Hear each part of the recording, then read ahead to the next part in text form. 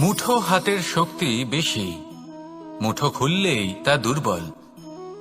তা এমন কি থাকা উচিত এই বন্ধ মুঠোয় যা লাখের সমান? মানসিকতা এবং স্বপ্ন। মানুষ জন্মগ্রহণ করে, তার মানসিকতা সময়ের সাথে উন্নত হয়। মানসিকতা অনুযায়ী সে স্বপ্ন দেখে, আর সেই স্বপ্ন সার্থক করতে সে পরিশ্রম করতে থাকে।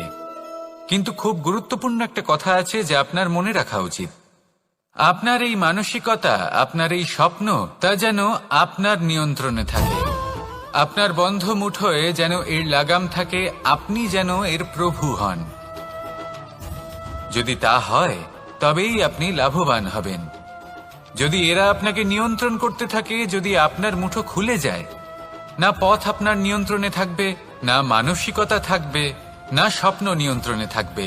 আর যদি তাই হয় তাহলে আপনি আপনার ভবিষ্যৎ নষ্ট করে ফেলবেন। তাই নিয়ন্ত্রণ করতে শিখুন নিজের বিচার বুদ্ধি, নিজের মানসিকতা, নিজের স্বপ্নকে।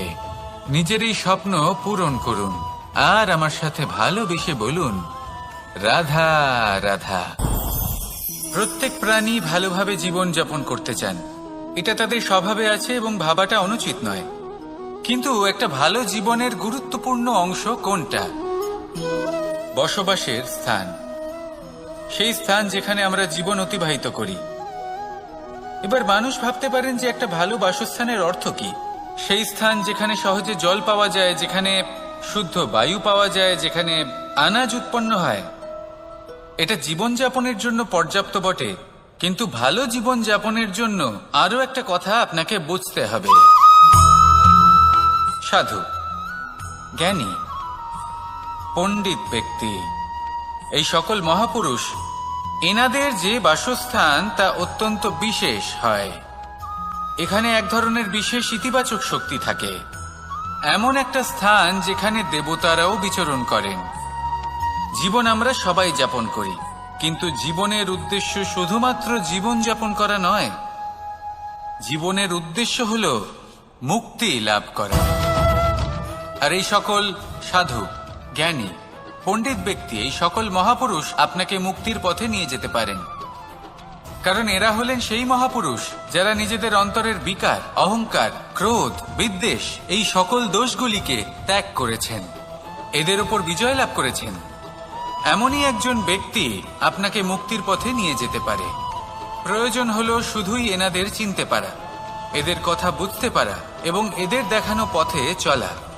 যদি আপনি এটা করতে পারেন, তাহলে এই মন প্রফুল্ল হয়ে বলবে, রাধা রাধা।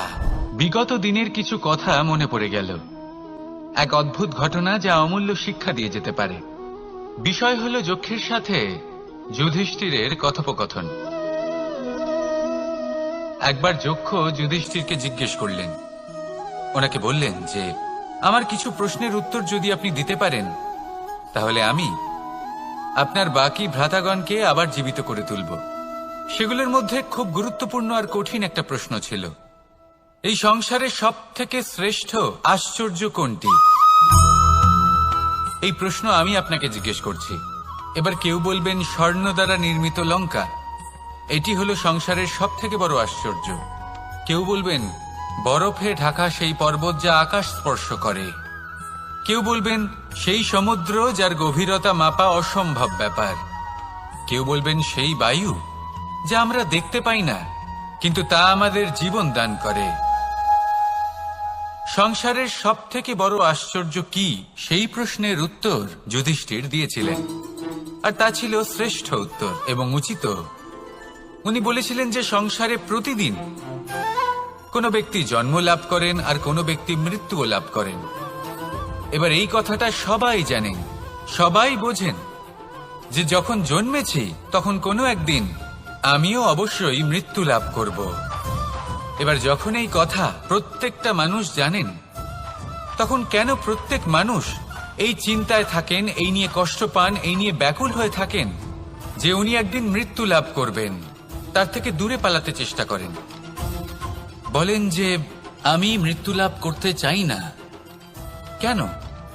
যেখানে কোনো না কোনো দিন এটা অবশ্যই হবে। এ হলো ব্রহ্ম সত্য।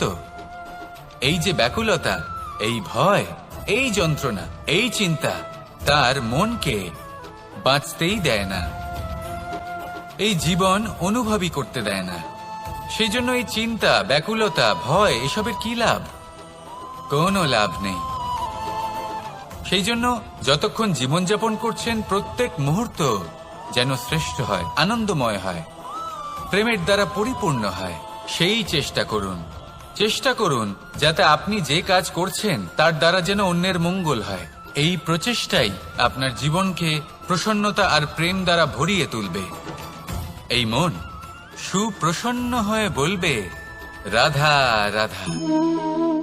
এই পুকুর দেখছেন আপনি? বাচ্চা, বৃদ্ধ, যুবক, যাকেই আমি জিজ্ঞেস করব এটা কি, সবার উত্তর সেই একই হবে। উত্তর তখনই বদলাবে যখন প্রশ্ন এটা হবে যে আপনি এই পুকুরে কি করতে চান। কেউ বলবে আমি এমনি এর পাড়ে বসে এই জল স্পর্শ করে ঠান্ডা হাওয়ার আনন্দ অনুভব করতে চাই। কেউ বলবে আমি এই পুকুরে সাঁতার কাটতে চাই। কেউ বলবে কাগজের নৌকা বানিয়ে আমি এতে ভাসিয়ে দিতে চাই। কেউ বলবে আমি মাছ ধরে নিজের জীবন যাপন করতে চাই, ইত্যাদি ইত্যাদি। আপনাকে একটা কথা বলে রাখি, আমাদের জীবনও এই পুকুরেরই মতন, একই রকম। কিন্তু আমরা এই জীবন নিয়ে কি করব সেই সিদ্ধান্ত আমাদের। এই পুকুরে আপনি মুক্তও পাবেন, আবার পাঁকও পাবেন। যদি আপনি মুক্ত পেতে চান তাহলে এই পুকুরের গভীরে আপনাকে যেতে হবে, ততটাই চেষ্টা করতে হবে যতটা করলে আপনি সেই মুক্ত অর্জন করতে পারবেন। না হলে শুধু পাঁকে হাত পড়বে। তাই যা আমি সর্বদা বলে থাকি, সিদ্ধান্ত আপনার। রাধা রাধা। এই সংসারের সব থেকে বড় সুখ কি? কেউ বলবেন নিজের লক্ষ্য প্রাপ্ত করা, কেউ বলবেন ধন উপার্জন করা, কেউ বলবেন নিদ্রাই সব থেকে বড় সুখ, কেউ বলবেন রাজ্য লাভ করা, আবার কেউ বলবেন মাতার হাত থেকে খাবার খাওয়া, আদি ইত্যাদি। কিন্তু যদি সত্যি কথা বলি, এই সংসারের সব থেকে বড় সুখ হল সেবা করা। কখনো কাউকে সেবা করে দেখুন। এই সেবা দ্বারা অন্য কোনো মানুষের আশীর্বাদ লাভ করাতেই সুখ রয়েছে। আপনার সেবা ভাব দ্বারা যখন কোনো মানুষ নিজের অন্তরাত্মা থেকে আপনাকে আশীর্বাদ করে, তার থেকে বড় সুখ আর কিছুই নেই। কারণ প্রত্যেক মানুষের মধ্যে ঈশ্বর বাস করেন। নরের সেবাই হল নারায়ণের সেবা। নিষ্কাম সেবা করাই হল সব থেকে বড় সুখ। তাই নিজের অন্তরে সেবার এই ভাব জাগ্রত করুন। যে সুখের কথা আমি বলছি সেই সুখ অনুভব করেই দেখুন। এই মন সুপ্রসন্ন হয়ে বলবে, রাধা রাধা। বাহ, পুষ্পের সুবাস আমার খুব ভালো লাগে। অত্যন্ত সুন্দর হয় এই পুষ্প। এইভাবে চারিদিকে পুষ্প দেখে মন আনন্দিত হয়ে ওঠে। এবার আপনারা ভেবে দেখুন, আমার চারিদিকে পুষ্প নয়, আগুন আছে। তাহলে কি হবে? আমার শরীর কি জ্বলে যাবে না? অবশ্যই জ্বলবে। শরীরকে কি আগুনের তাপ সহ্য করতে হবে না? অবশ্যই সহ্য করতে হবে। এটাই হলো প্রকৃতির নিয়ম। এই নিয়ম কিন্তু আমরা সবাই জানি, কিন্তু আমাদের মধ্যে বেশিরভাগ মানুষ এই বিভ্রান্তি নিয়ে বাঁচি যে এই যে প্রকৃতির নিয়ম তা আমার ওপর প্রযোজ্য নয়। তা কিন্তু নয়। আমাদের চতুর্দিকে এই যে নিসর্গ রয়েছে, আমরা তার কতটা ক্ষতি করি সেটা একবার ভেবে দেখুন। আমরা বনাঞ্চল জ্বালিয়ে দিই, বায়ু দূষিত করি, জল দূষিত করি, প্রাণীদের হত্যা আমরা করি। কেন? এই নিসর্গ আমরা নষ্ট করি, যদিও আমরা জানি যে আমরাও হলাম এই নিসর্গেরই অংশ। এবার দেখুন, শরীরের কোনো অংশে যদি আগুন ধরান, আস্তে আস্তে সমস্ত শরীরও জ্বলে যাবে। সেইভাবেই নিসর্গ যদি নষ্ট হয়ে যায়, তাহলে মনুষ্য জাতিও নষ্ট হয়ে যাবে। তাই এই যে নিসর্গ আপনি দেখছেন, এই পুষ্প, এই বৃক্ষ, বায়ু, জল, এদের সকলকে রক্ষা করুন, নষ্ট নয়। মনে রাখবেন, যদি নিসর্গ থাকে মানুষ থাকবে, যদি নিসর্গ থাকে তাহলেই জীবন থাকবে। আসুন আমার সাথে ভালোবেসে বলুন, রাধা রাধা। এই সংসারে সবাই বলেন আমি অর্জুনের মতো হয়ে উঠতে চাই। সবাই চায় যে তারাও যেন অর্জুনের মতো গান্ডীব লাভ করে। তারাও চায় যে তাদেরকেও মহাদেব এসে পশুপতি অস্ত্র দান করবেন। তারাও এটাই চায় মহাভারতের মতো মহাসংগ্রামে বিজয়ী হতে। কিন্তু সবাই ভুলে যান যে অর্জুন যা হতে পেরেছিলেন সবকিছুই অর্জন করেছিলেন। যদি আপনিও অর্জুনের মতো গান্ডীব লাভ করতে চান, তবে আপনাকেও তার মতোই শ্রেষ্ঠ কাঠ নির্বাচন করতে হবে। সেই কর্ম আপনাকেই করতে হবে। তার প্রত্যঞ্চা যাতে তীব্র হয়, তার জন্য আপনাকে সর্বশ্রেষ্ঠ দড়ি খুঁজে বের করতে হবে। আপনার বাণ যাতে ঘাতক হয়, সেই জন্য আপনাকে নতুন নতুন ধাতু খুঁজে বের করতে হবে। সেই শিক্ষা আপনাকে লাভ করতে হবে, তবেই আপনার ইচ্ছে পূর্ণ হবে। অর্জুন হওয়া বড়ই সরল, যদি আপনি কিভাবে অর্জন করতে হয় তা জানেন। শুধুমাত্র স্বপ্ন দেখেন যারা, তারা কখনোই অর্জন করতে পারবেন না। কিন্তু যদি কেউ অজ্ঞাতবাস ভোগ করতে পারে, যদি কেউ লাক্ষাগৃহ থেকে পালিয়ে বাঁচতে পারে, যদি কেউ কঠোর তপস্যা করতে পারে, প্রতীক্ষা করতে পারে এবং পরিশ্রম করতে পারে, তাহলে সে অর্জুন অবশ্যই হয়ে উঠবে। যদি আপনি অর্জুন হয়ে উঠতে চান, তাহলে কর্ম করতে শিখুন আর আমার সাথে ভালোবেসে বলুন, রাধা রাধা। জীবন থাকলে লক্ষ্য অবশ্যই থাকবে।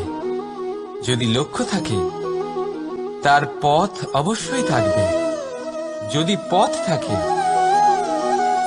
তাহলে বাধা অবশ্যই থাকবে। আর এর উপরেই নির্ভর করে যে আমরা জীবনে সফল হব না অসফল, পুরস্কারের ভাগীদার হব নাকি তিরস্কারের। মনে করুন, আপনাকে একটা কাজ করতে হবে, আপনাকে পর্বত আরোহণ করতে হবে, আর সেই পথের ঢাল আপনাকে একাধিকবার ফেলে দেবে। পাথর আপনাকে একাধিকবার আহত করবে। এই অবস্থায় কি করবেন? সাধারণ মানুষ বেছে নেয় প্রতিশোধ। সেই পর্বতকে নষ্ট করে দেওয়ার চিন্তা ভাবনা করে, তার ভিতকে নড়িয়ে দেওয়ার কথা ভাবে সেই মানুষ। কিন্তু পর্বতকে তো কেউ নষ্ট করতে পারে না। তাই অসফল হওয়ার সাথে সাথে কুখ্যাতিরও ভাগীদার হয়ে যায় সে। দ্বিতীয় পথ হল পরিবর্তন। যদি আপনি সেই পর্বত ভাঙার পরিবর্তে তাতে সোপান তৈরি করেন, তাহলে আপনিও সেই পর্বতে উঠতে পারবেন, অন্য কেউও তাতে উঠতে পারবে, আগামী প্রজন্মও তাতে উঠতে পারবে, আর সেই আগামী প্রজন্ম সর্বদা আপনার সুনাম করবে। তাই জীবনে প্রতিশোধ নয়, পরিবর্তন বাছুন। বদলা নয়, বদল বেছে নিন। আপনার বাধা আপনার বন্ধু হয়ে যাবে। রাধা রাধা। সমস্ত মানুষের জীবন কিছুটা সমান হয়। মানুষ জন্মগ্রহণ করে, তারপর চলতে শেখে, জীবনে এগিয়ে চলে, বার্ধক্য লাভ করে, তারপর সমাপ্ত হয়ে যায়। কিন্তু সেই ব্যক্তিরা কারা যারা প্রকৃত অর্থে মনুষ্য জীবন যাপন করেন?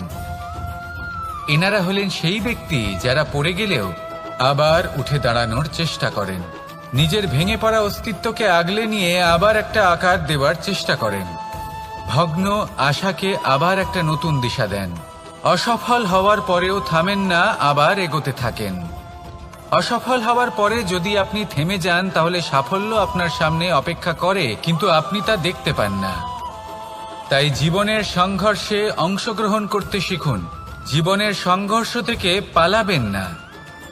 আসুন আমার সাথে ভালোবেসে বলুন, রাধা রাধা। একবার একটা শেয়াল বনে বিচরণ করছিল। ও একটা ছোট্ট শাবক দেখতে পেল। ও ভাবল, আজ একেই আমি খাবার হিসেবে গ্রহণ করব। আশেপাশে দেখলেও কেউ দেখছে না তো? কেউ ছিল না। আর সেই শাবকের ওপর আক্রমণ করল, যা হলো একটা ঘোর অপরাধ। বনের নিয়ম অনুসারে আপনি কখনোই শাবকের উপর আক্রমণ করতে পারেন না। তারপর এই খবরটা যখন রাজা সিংহ জানতে পারলেন, সভার আয়োজন করলেন। কিন্তু সেখানে শেয়াল বলল, আমি তো এরকম কিছু করিনি। কিন্তু যদি আপনি এরকম বলেন, কোনো প্রমাণ দিন, এর কোনো সাক্ষী আছে? তখন রাজা সিংহ পেঁচাকে ডেকে পাঠালেন, যে সেই মুহূর্তে বৃক্ষের শাখার ওপর বসেছিল। সে সব কিছু দেখেছিল। পেঁচা সব সত্যি কথা বলল, আর শেয়ালকে মৃত্যুদণ্ড দেয়া হলো। এবার এই কাহিনী আমি আপনাকে কেন শোনালাম? কারণ মানুষও কখনো কখনো এরকম কর্ম করেন যা শিয়াল করেছে। এটা ভাবেন কেউ দেখছে না, যখন আমি অনুচিত কর্ম করতেই পারি। কিন্তু না, আপনি যাই করুন না কেন, কেউ না কেউ অবশ্যই তা দেখছে। কোনো ব্যক্তি না হলেও কোনো প্রাণী, না হলে কোনো যক্ষ বা দেব বা প্রেত। যদি এনারা কেউ না দেখেন, তাহলে ধরিত্রী মাতা দেখেন, যেখানে দাঁড়িয়ে আপনি সেই কর্ম করছেন, তাই না? তাই একটা কথা সবসময় মনে রাখবেন, কে দেখছেন কে দেখছেন না সেই বিষয়ে ভাবা ছেড়ে দিন। এটা খুব সহজ কথা। আপনি যদি উচিত কর্ম করেন, উচিত ফল পাবেন। যদি অনুচিত কর্ম করেন, তাহলে আপনি অনুচিত ফল অবশ্যই পাবেন। সেই জন্য উচিত পথে চলতে থাকুন, উচিত কর্ম করতে থাকুন, আর আমার সাথে ভালোবেসে বলুন, রাধা রাধা। মানুষ বড়ই বিচিত্র প্রাণী। এই মানুষ যখন তার হাত খালি থাকে, তখন তার চোখ স্বপ্নে ভরা থাকে। যখন হারাবার কিছুই থাকে না, তখন অর্জন করার চেষ্টা করে যায় সে নির্ভয় হয়ে এগিয়ে চলে, প্রত্যেক সংকট, প্রত্যেক বিপদের সম্মুখীন হয়ে। কিন্তু যখন হাত ভরে যায়, তখন স্বপ্ন দেখাই বন্ধ করে দেয় সে। যা পেয়েছে তা যাতে হারিয়ে না ফেলে, সেই ভয়, সংকট ও বিপদের সম্মুখীন হওয়া বন্ধ করে দেয়। সেই পথটাই ভুলে যায় যাতে চলে সে সাফল্য অর্জন করেছে। এটা অনুচিত। জীবনে যে কোনো পরিস্থিতি আসুক, যে কোনো অবস্থায় থাকুন, আহ্বানগুলোকে স্বীকার করুন। কারণ যদি কেউ বলে জীবন খুব ক্ষণস্থায়ী, কেউ বলে জীবন হলো একটা সুন্দর স্বপ্নের মতো, আবার কেউ বলবে জীবন হলো এক কঠোর সত্য। কিন্তু জীবন আসলে কি? জীবন হলো আপনারই প্রতিবিম্ব, একটা দর্পণ।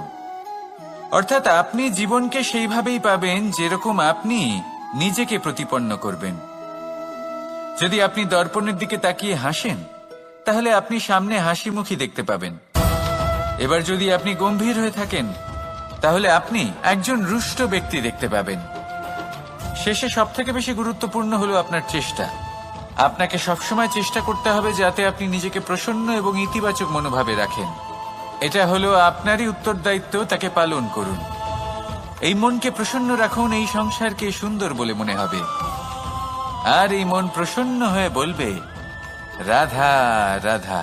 এই বৃহৎ বৃক্ষকে দেখুন, অত্যন্ত শক্তিশালী বৃক্ষ। এটা সবারই প্রিয়।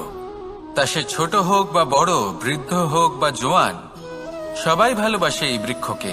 আর সত্যি বলতে এই বৃক্ষ সবাইকে সেবা করে, সবাইকে ফল দান করে, সবাইকে ছায়া প্রদান করে। দূর থেকে দেখে মনে হয় এর কোনো পরিচর্যার প্রয়োজনই নেই। কিন্তু একজন কুশল মালী এইভাবে ভাবেন না। তিনি সময় অন্তরে খুব খুঁটিয়ে এই গাছ নিরীক্ষণ করেন, দেখতে থাকেন। যদি কোনো এমন শাখা থাকে যা রোগগ্রস্ত, তাহলে সেটা কেটে আলাদা করে দেন। যদি এমন কোনো শাখা থাকে যা মৃত, তাহলে সেটা আলাদা করে দেন। আর এইভাবে উপযুক্ত দেখাশোনা করার কারণেই এই বৃক্ষ এইভাবে সুস্থ হয়ে থাকে, সতেজ হয়ে থাকে, সবার সেবা করতে থাকে। আপনাকেও নিজের সাথে সেটাই করতে হবে। নিজের জন্য আপনাকে একজন কুশল মালী হয়ে উঠতে হবে। রক্ষা করতে হবে নিজের শরীরের, নিজের মনের। আপনার শরীর যদি রোগগ্রস্ত হয়ে পড়ে, তাহলে ওষুধ গ্রহণ করতে হবে। যদি এই মন কোনো এক কারণে বিচলিত হয়ে পড়ে, তাহলে তার থেকে নিজেকে মুক্ত করতে হবে। আপনি যদি নিজের যত্ন নেন, তবেই এই বৃক্ষের মতো হতে পারবেন।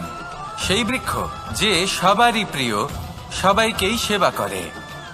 আসুন আমার সাথে ভালোবেসে বলুন, রাধা রাধা। এই সংসারের সব থেকে গুরুত্বপূর্ণ তত্ত্ব কোনটা? প্রথম হলো সময়। জন্ম থেকে মৃত্যু পর্যন্ত এই যে সময়, এটাই তো হলো জীবন।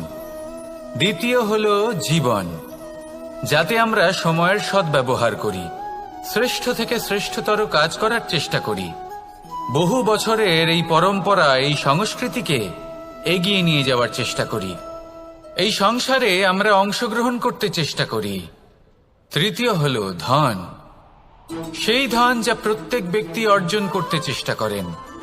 এবার এই তিনটি তত্ত্বের মধ্যে একটা সামঞ্জস্য আছে, সমান ব্যাপার আছে। সে ধনই হোক বা সময় হোক বা হোক জীবন। আর সেই সমান ব্যাপার হলো যে যদি আপনি এটা গণনা করতে থাকেন তাহলে তা কমতে থাকে, যদি আপনি এটা ব্যবহার করেন তাহলে তা বাড়তে থাকে। একে সংগঠিত করে রাখতে চেষ্টা করলে এ হাত থেকে ফসকে যায়, কিন্তু যদি আপনি একে সামলে রাখতে শিখে যান তাহলে এমন কাজ করবেন যাতে সংসারের সাথে সাথে পরবর্তী প্রজন্ম লাভবান হবে। যদি কিছু শিখতে চান তাহলে সামলাতে শিখুন, গণনা করা বা সংগঠিত করা নয়। আসুন আর আমার সাথে ভালোবেসে বলুন, রাধা রাধা। আমাদের শরীর প্রকৃতির সর্বশ্রেষ্ঠ রচনা। যে অঙ্গ প্রত্যঙ্গ আমরা লাভ করেছি, প্রত্যেকটির মধ্যে একটি নিজস্ব বার্তা রয়েছে। একটু ভেবে দেখুন, দুটি চোখ দিয়েছে দেখার জন্য, দুটি কান দিয়েছে শোনার জন্য, নাসিকাও আছে দুটি, দুটি হাত দিয়েছে দ্বিগুণ পরিশ্রম করার জন্য। কিন্তু জীব শুধুমাত্র একটি, তার উপরেও তীক্ষ্ণ বলিষ্ঠ দাঁত দিয়েছে তার রক্ষার জন্য। কখনো ভেবে দেখেছেন কেন?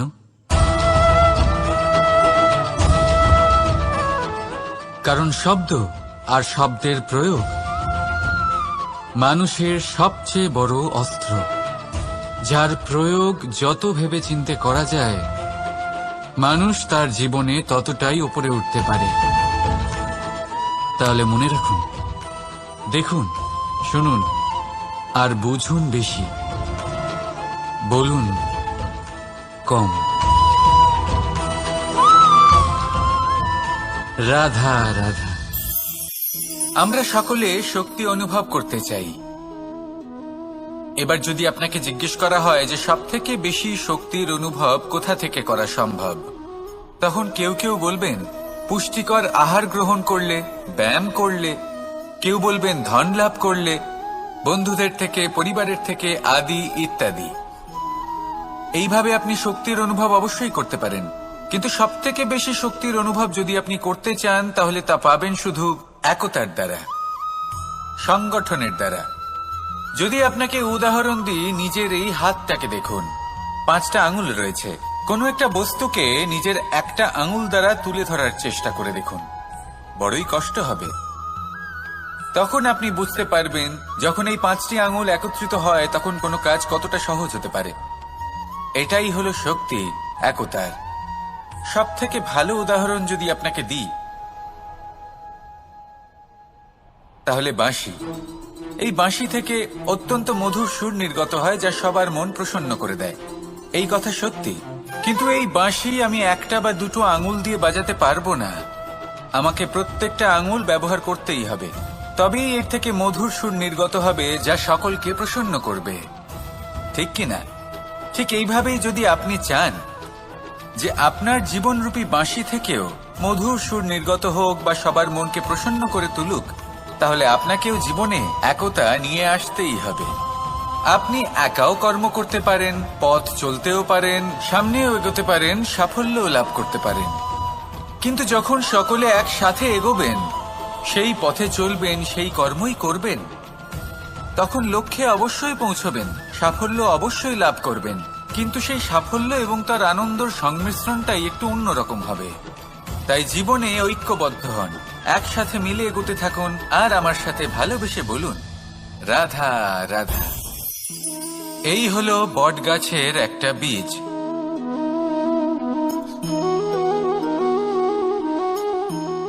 চলুন এটা রোপণ করা যাক। একটু জল দেওয়া যাক। এবার এখানে একটা বিশাল বটবৃক্ষ উৎপন্ন হবে। কিন্তু কিভাবে? এতে কে সাহায্য করবে? এটা সম্ভব কে করে দেখাবে? প্রকৃতি। আগে হ্যাঁ, এই সংসারে যা কিছু উৎপন্ন হয়, যা কিছু নষ্ট হয়, তার জন্য প্রকৃতি দায়ী হন। এই প্রকৃতির কারণেই তো রৌদ্র আসে, প্রকৃতির কারণেই বৃষ্টি হয়, জল পাওয়া যায়। তার কারণেই এই বটের বীজ তা এক বিশাল বটবৃক্ষে পরিণত হবে। কিন্তু একজন মানুষকে দেখুন, মানুষ বলবে এই বৃক্ষে আমার অধিকার রয়েছে। কেন? কারণ আমি এই বীজ বপন করেছি। এবার সমস্ত কাজ প্রকৃতি করবে আর সমস্ত শ্রেয় মানুষ নিয়ে যাবে। এটা কি উচিত? কখনোই নয়। এবার এর উত্তর প্রকৃতিতেই লুকোনো আছে। কখনো কোনো পাখিও এই বীজ রোপণ করে, সেখানে বৃক্ষ উৎপন্ন হয়, তাতে ফল আসে, সেই পাখি সেই ফল খায়, কিন্তু সেখানকার বাকি পাখি এবং প্রাণীদের সেই ফল খেতে বারণ করে না। সেই বৃক্ষের ওপর নিজের অধিকার প্রমাণ করতে চেষ্টা করে না, সবার মধ্যে ভাগ করে দেয়। আর এটাই আমাদেরও করা উচিত। যা প্রকৃতি থেকে আসছে তা আবার প্রকৃতিতেই ফিরে যেতে দিন। এটা অত্যন্ত প্রয়োজনীয়। পাখিদের মতো হতে চেষ্টা করুন, তবেই আপনার এই মন আকাশে উড়তে থাকবে আর সুপ্রসন্ন হয়ে বলবে, রাধা রাধা। দু রকমের প্রাকৃতিক বেগ থাকে। প্রথম হলো বর্ষা। যখন এর বর্ষণ হয় তখন মাটিকে শীতল করে নতুন ফসল ফলায়।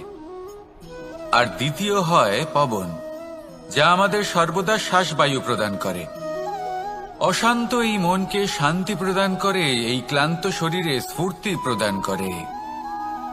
আমাদের জীবনে যত আবেগ আছে তা হয় বর্ষার মতো হওয়া উচিত, নয় হওয়া উচিত পবনের মতো। ক্রোধ, মতভেদ, বিবাদ, এগুলো হওয়া উচিত বর্ষার মতো। অর্থাৎ কিছু সময় পরে যেন এরা নিজে থেকেই ছিন্ন ভিন্ন হয়ে চলে যায়। আর যদি পবনের মতো কোনো আবেগ থাকা উচিত, তা হলো প্রেম, যা সর্বদা শ্বাসবায়ু প্রদান করে, সবসময় সাথে থাকে। একে আমরা অনুভব করতে পারি না, কিন্তু এ আমাদের অনুভব করার জন্য প্রাণবায়ু প্রদান করে। আর যখন চক্রবাতের মতো সে ভয়ঙ্কর হয়ে ওঠে, তখন সমগ্র সংসার বদলে দেয়। এর সারমর্ম একটাই, শক্তি। মতভেদ, ক্রোধ, বিবাদের মধ্যে নেই। শক্তি যদি থাকে তা আছে প্রেমের মধ্যে। তাই এই প্রেমকে মনের মধ্যে রাখুন আর আমার সাথে বলুন, রাধা রাধা। ঘৃণা, প্রেম, রেগে যাওয়া, মান ভাঙানো, ভুলে যাওয়া, এই সকল অনুভূতি মানুষের জীবনে অত্যন্ত গুরুত্বপূর্ণ। মানুষের এই অনুভূতিগুলো না থাকলে মানুষ একটা যন্ত্রের থেকে বেশি আর কিচ্ছু না। কিন্তু এই অনুভূতি আপনি ভুল দিকে চালিত করলে এরাও আপনাকে আর মানুষের মতো বাঁচতে দেবে না। যদি ঘৃণার কথা বলেন, যদি আপনি কোনো ব্যক্তিকে ঘৃণা করেন, সেটা কেন? ব্যক্তিকে ঘৃণা করবেন কেন? ঘৃণা করুন তার স্বভাবগুলিকে, সেই স্বভাবগুলিকে যা সেই ব্যক্তিকে অপ্রিয় করে তুলছে। কারণ স্বভাব পাল্টানো যায়। সেইভাবেই রাগ করুন, কিন্তু তাদের কথায়, তাদের ওপরে নয়। কারণ কথা বদলে দেওয়া সম্ভব। ভুলতে হলে ভুলুন তাদের ত্রুটি, তাদের নয়। কারণ ভুল অবশ্যই শুধরে নেওয়া যায়। প্রেম করুন তবে তাদের আত্মার সাথে, তাদের অনুভূতির সাথে, শরীরের সাথে নয়। কারণ শরীর হলো নশ্বর। বলুন কিন্তু খারাপ ভাবে নয়, ভালোবেসে। রাধা রাধা। মুঠো হাতের শক্তি বেশি, মুঠো খুললেই তা দুর্বল। তা এমন কি থাকা উচিত এই বন্ধ মুঠোয় যা লাখের সমান? মানসিকতা এবং স্বপ্ন। মানুষ জন্মগ্রহণ করে, তার মানসিকতা সময়ের সাথে উন্নত হয়। মানসিকতা অনুযায়ী সে স্বপ্ন দেখে, আর সেই স্বপ্ন সার্থক করতে সে পরিশ্রম করতে থাকে। কিন্তু খুব গুরুত্বপূর্ণ একটা কথা আছে যা আপনার মনে রাখা উচিত। আপনার এই মানসিকতা, আপনার এই স্বপ্ন, তা যেন আপনার নিয়ন্ত্রণে থাকে। আপনার বন্ধ মুঠোয় যেন এর লাগাম থাকে, আপনি যেন এর প্রভু হন। যদি তা হয় তবেই আপনি লাভবান হবেন। যদি এরা আপনাকে নিয়ন্ত্রণ করতে থাকে, যদি আপনার মুঠো খুলে যায়, না পথ আপনার নিয়ন্ত্রণে থাকবে, না মানসিকতা থাকবে, না স্বপ্ন নিয়ন্ত্রণে থাকবে। আর যদি তাই হয় তাহলে আপনি আপনার ভবিষ্যৎ নষ্ট করে ফেলবেন। তাই নিয়ন্ত্রণ করতে শিখুন নিজের বিচার বুদ্ধি, নিজের মানসিকতা, নিজের স্বপ্নকে। নিজের এই স্বপ্ন পূরণ করুন আর আমার সাথে ভালোবেসে বলুন, রাধা রাধা। প্রত্যেক প্রাণী ভালোভাবে জীবন যাপন করতে চান, এটা তাদের স্বভাবে আছে এবং ভাবাটা অনুচিত নয়। কিন্তু একটা ভালো জীবনের গুরুত্বপূর্ণ অংশ কোনটা? বসবাসের স্থান, সেই স্থান যেখানে আমরা জীবন অতিবাহিত করি। এবার মানুষ ভাবতে পারেন যে একটা ভালো বাসস্থানের অর্থ কি? সেই স্থান যেখানে সহজে জল পাওয়া যায়, যেখানে শুদ্ধ বায়ু পাওয়া যায়, যেখানে আনাজ উৎপন্ন হয়। এটা জীবনযাপনের জন্য পর্যাপ্ত বটে, কিন্তু ভালো জীবনযাপনের জন্য আরো একটা কথা আপনাকে বুঝতে হবে। সাধু, জ্ঞানী, পণ্ডিত ব্যক্তি, এই সকল মহাপুরুষ, এনাদের যে বাসস্থান তা অত্যন্ত বিশেষ হয়। এখানে এক ধরনের বিশেষ ইতিবাচক শক্তি থাকে, এমন একটা স্থান যেখানে দেবতারাও বিচরণ করেন। জীবন আমরা সবাই যাপন করি, কিন্তু জীবনের উদ্দেশ্য শুধুমাত্র জীবন যাপন করা নয়। জীবনের উদ্দেশ্য হল মুক্তি লাভ করা। আর এই সকল সাধু, জ্ঞানী, পণ্ডিত ব্যক্তি, এই সকল মহাপুরুষ আপনাকে মুক্তির পথে নিয়ে যেতে পারেন। কারণ এরা হলেন সেই মহাপুরুষ যারা নিজেদের অন্তরের বিকার, অহংকার, ক্রোধ, বিদ্বেষ, এই সকল দোষগুলিকে ত্যাগ করেছেন, এদের উপর বিজয় লাভ করেছেন। এমনই একজন ব্যক্তি আপনাকে মুক্তির পথে নিয়ে যেতে পারে। প্রয়োজন হলো শুধুই এনাদের চিনতে পারা, এদের কথা বুঝতে পারা এবং এদের দেখানো পথে চলা। যদি আপনি এটা করতে পারেন তাহলে এই মন প্রফুল্ল হয়ে বলবে, রাধা রাধা। বিগত দিনের কিছু কথা মনে পড়ে গেল, এক অদ্ভুত ঘটনা যা অমূল্য শিক্ষা দিয়ে যেতে পারে। বিষয় হলো যক্ষের সাথে যুধিষ্ঠিরের কথোপকথন। একবার যক্ষ যুধিষ্ঠিরকে জিজ্ঞেস করলেন, ওনাকে বললেন যে আমার কিছু প্রশ্নের উত্তর যদি আপনি দিতে পারেন তাহলে আমি আপনার বাকি ভ্রাতাগণকে আবার জীবিত করে তুলব।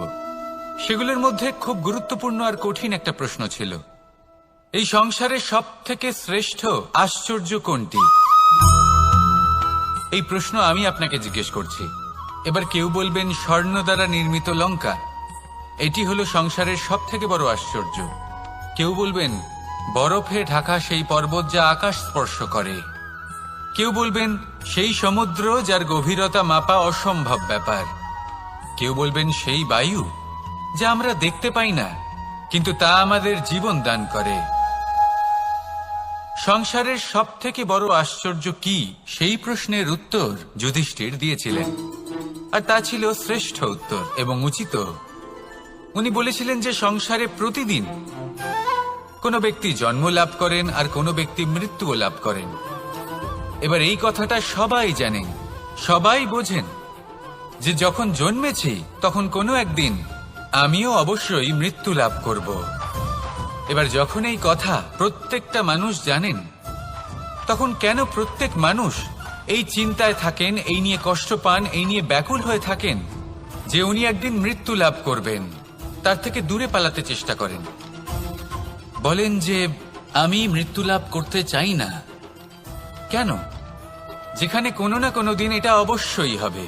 এ হলো ব্রহ্ম সত্য। এই যে ব্যাকুলতা, এই ভয়, এই যন্ত্রণা, এই চিন্তা তার মনকে বাঁচতেই দেয় না, এই জীবন অনুভবই করতে দেয় না।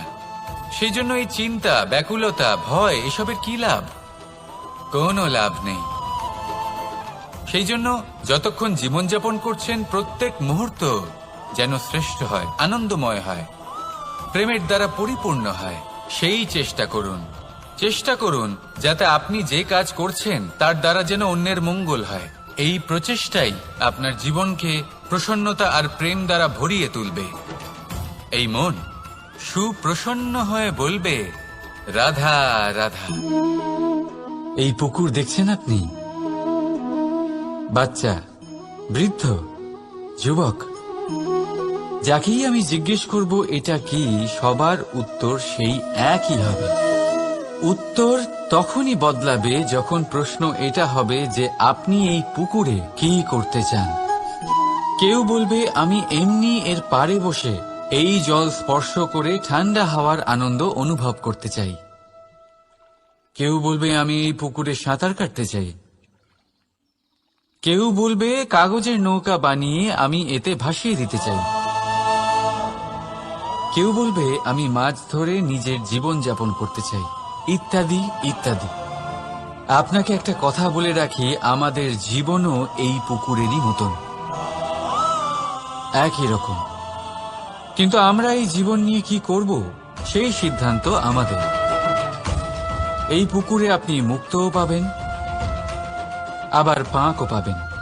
যদি আপনি মুক্ত পেতে চান তাহলে এই পুকুরের গভীরে আপনাকে যেতে হবে, ততটাই চেষ্টা করতে হবে যতটা করলে আপনি সেই মুক্ত অর্জন করতে পারবেন। না হলে শুধু পাঁকে হাত পড়বে। তাই যা আমি সর্বদা বলে থাকি, সিদ্ধান্ত আপনার। রাধা রাধা। এই সংসারের সব থেকে বড় সুখ কি?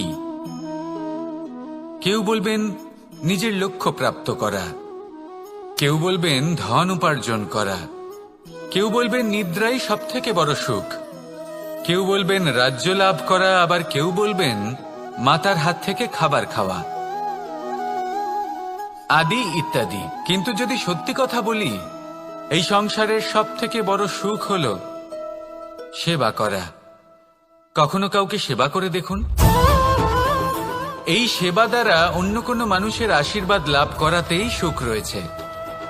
আপনার সেবা ভাব দ্বারা যখন কোনো মানুষ নিজের অন্তরাত্মা থেকে আপনাকে আশীর্বাদ করে, তার থেকে বড় সুখ আর কিছুই নেই।